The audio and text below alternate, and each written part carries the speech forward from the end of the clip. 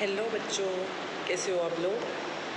I hope आप पढ़ाई कर रहे होंगे, ऐसा मैं सोच रही हूँ। आई डोंट नो आप कर रहे हो कि नहीं कर रहे हो, बिकॉज आप मुझसे कोई भी डाउट कमेंट में नहीं पूछ रहे हो। अब तक मुझे कोई डाउट नहीं आ रहा है आपके, तो मैं यही कंसिडर कर रही हूँ कि आपको सब कुछ समझ में आ रहा है, राइट। तो आज का जो टॉपिक होगा बेटा, कल हमने कंप्लीट किया था विद गोल्गी बॉडीज़, राइट। तो आज की हमारी जो वीडियो होगी, यहाँ पे हम जो है छोटा सा टॉपिक है हमारा, पहला टॉपिक विच इज़ लाइजोसोम। तो आज का जो छोटा टॉपिक है वो क्या है आपका, लाइजोसोम। बड़ी पतली पेन आ गई ये, सही।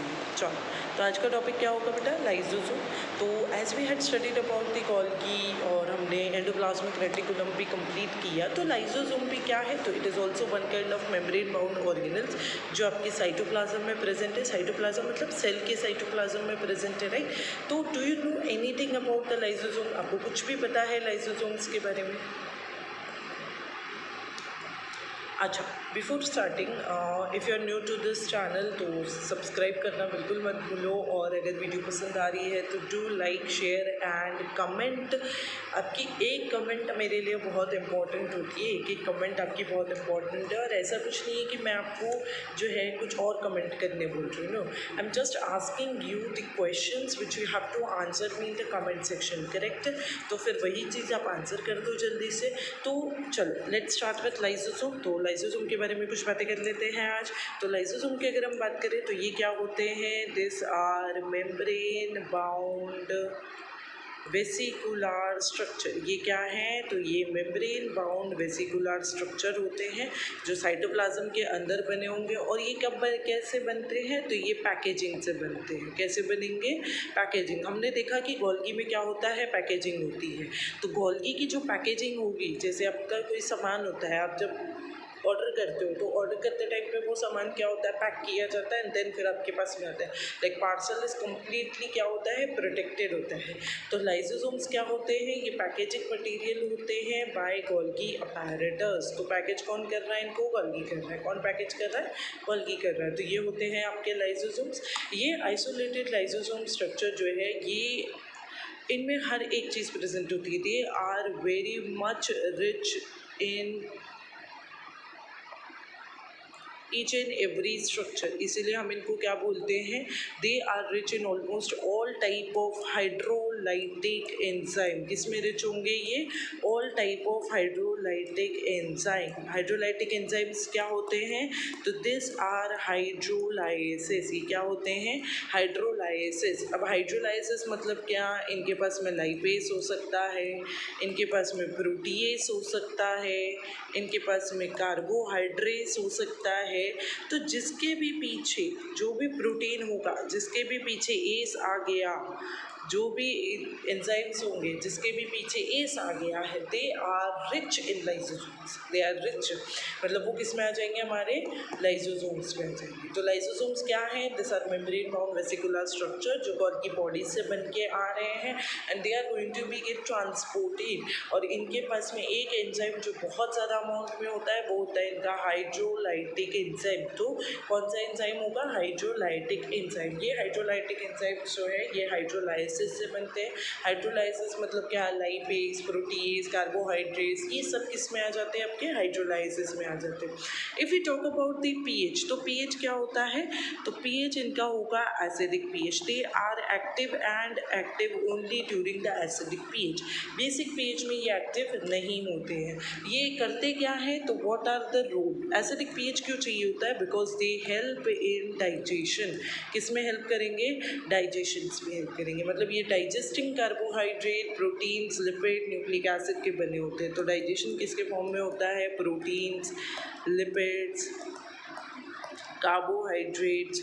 तो इसीलिए जो है ये क्या होते हैं, they have the acidic pH. ये कब एक्टिव होंगे, only and only during acidic pH. Because अगर एसिडिक पीएच में एक्टिव होंगे दैट मीन्स वो किस में हेल्प करने वाले हैं, डाइजेशन में हेल्प करने वाले हैं।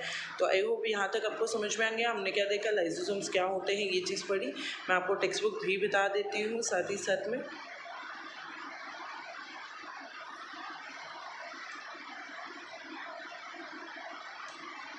हाँ, ये देखो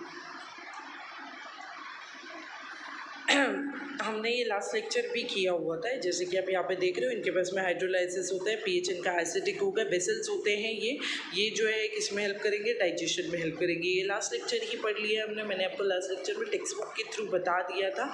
तो as you can see over here बेटा, ये जितनी भी PDFs हैं मेरी, ये मैं सब आपको भेज दूँगी। I will share it with you on Telegram, WhatsApp, आपको जहाँ पे भी चाहिए आप मुझे कमेंट कर सकते हो, मैं वहाँ पे आपको शेयर कर दूँगी। Even this NCERT text book भी आपसे शेयर की जाएगी, क्योंकि ये सब मैंने जो इंपॉर्टेंट मार्किंग की है, इतना ही आप पढ़ लोगे तो each and everything will be clear to you all.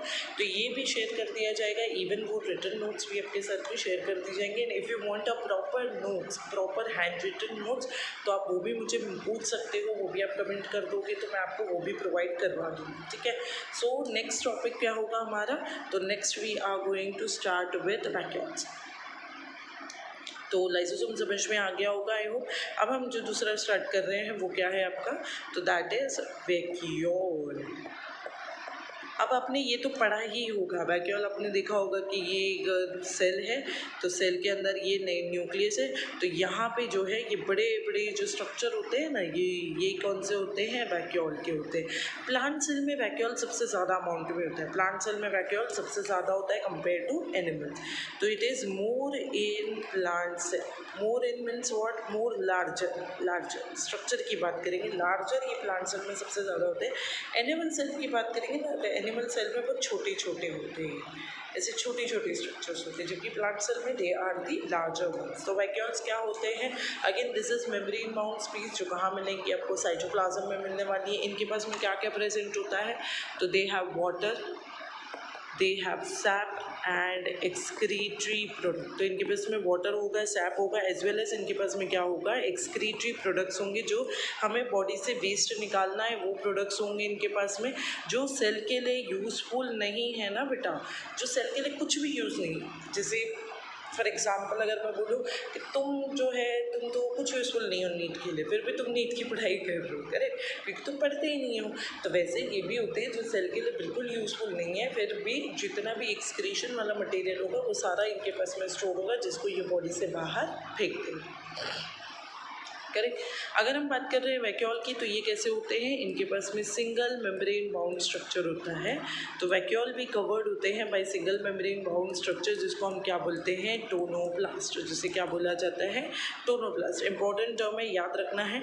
Vacuoles अगर प्लांट सेल की बात करेंगे तो प्लांट सेल में सबसे ज़्यादा स्पेस ऑक्यूपाई करते हैं compare to animal cell.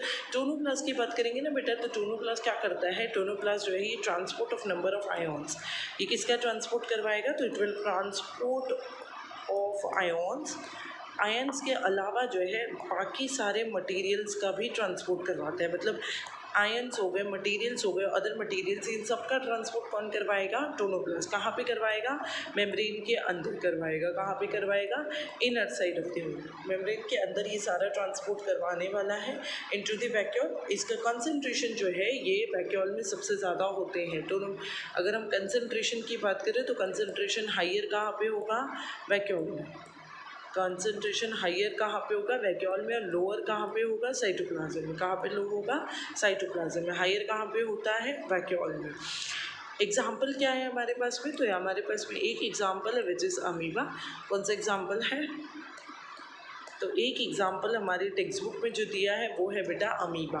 Amoeba जो है ये क्या करता है, अमीबा के पास में जो कॉन्ट्रेक्टाइल वैक्यूल्स होते हैं ना, वो किस में उसमें हेल्प करते हैं, तो वो हेल्प करते हैं ऑस्मोरिलेशन में। किस में हेल्प करेंगे, excretion as well as osmoregulation में। किस में हेल्प करते हैं, तो एक्सक्रीशन और ऑस्मो रेगुलेशन में हेल्प करेंगे। दो चीज़ों में अमीबा में जो है ये हेल्प करते हैं आपके वैक्यूल्स। बहुत सारे सेल्स में, जैसे कि अगर हम प्रोटिस्ट की बात करें तो प्रोटिस्ट जो होते हैं ना, इनके पास में फूड वैक्यूल्स होते हैं। इनके पास में क्या होते हैं, फूड वैक्यूल्स, क्योंकि ये क्या करेंगे, फूड को एंगल्फ करेंगे। इनके पास में क्या होंगे, फूड वैक्यूल्स, क्योंकि ये क्या करेंगे, फूड को एंगल्फ करेंगे। तो as you can see over here, यहाँ पे आप जैसे कि देख सकते हो वैक्यूल्स जो है ये लार्जर नंबर या लार्जर साइज में कहाँ पे देखने को मिलते हैं, प्लांट सेल में compare to animal cell. Animal cell में बड़े छोटे छोटे प्रेजेंट होते हैं। क्या क्या कंसिडर होता है, टोनोप्लास्ट। यहाँ पे जो इंपॉर्टेंट चीज़ है वो है आपका टोनोप्लास्ट। तो आपको क्या याद रखना है, टोनोप्लास्ट। टोनोप्लास्ट सबसे इंपॉर्टेंट है यहाँ पे। तो हमने दो टॉपिक फिलहाल यहाँ पे कंप्लीट कर लिया है, वैक्यूल्स एंड क्या कंप्लीट किया, वैक्यूल्स एंड लाइसोसोम्स, करेक्ट। तो as you can see over here vacuoles भी ये देखो कहाँ पे प्रेजेंट होंगे, साइटोप्लाज्म में। इनके पास में water, SAP, excretory products present होगा। जो ये सेल के लिए यूजफुल नहीं है वो सारी चीज़ें होंगी। एक सिंगल मेम्ब्रेन बाउंड स्ट्रक्चर होता है जिसको हम क्या बोलते हैं, टोनोप्लास्ट। 90% वॉल्यूम किस में रहेंगे ये, तो 90% जो है ये प्लांट सेल में होती है। मतलब प्लांट सेल का जो 90% होता है वो ऑक्यूपाइड होता है बाय वैक्यूल। प्लांट में टोनोप्लास्ट करता क्या है, तो नंबर ऑफ आयंस और बाकी मटेरियल को ट्रांसफर करेगा वैक्यूल में। तो कंसंट्रेशन हाई होगा वैक्यूल में compare to the cytoplasm. Example क्या दिए, दो एग्जांपल है हमारे पास में, एक होगा आपका अमीबा और दूसरा होता है प्रोटिस्ट। ठीक है, तो आई होप यहाँ तक आपको सब कुछ समझ में आ गया होगा। दो टॉपिक हमने कंप्लीट कर लिए हैं। अब हमारा जो नेक्स्ट होगा वो होगा आपका माइटोकॉन्ड्रिया। तो माइटोकॉन्ड्रिया बहुत ही अच्छा है, आप सबने माइटोकॉन्ड्रिया पढ़ा ही होगा। यू ऑल नो कि माइटोकॉन्ड्रिया क्या होता है। तो आप मुझे कमेंट सेक्शन में बता दोगे कि माइटोकॉन्ड्रिया जो है इसे हम क्या बोलते हैं, what is the another name for the mitochondria, tell me in the comment section, comment me fast. So हम नेक्स्ट लेक्चर में माइटोकॉन्ड्रिया देखेंगे। आई होप यहाँ तक आपको सब कुछ समझ में आ चुका होगा, each and everything is clear to you all.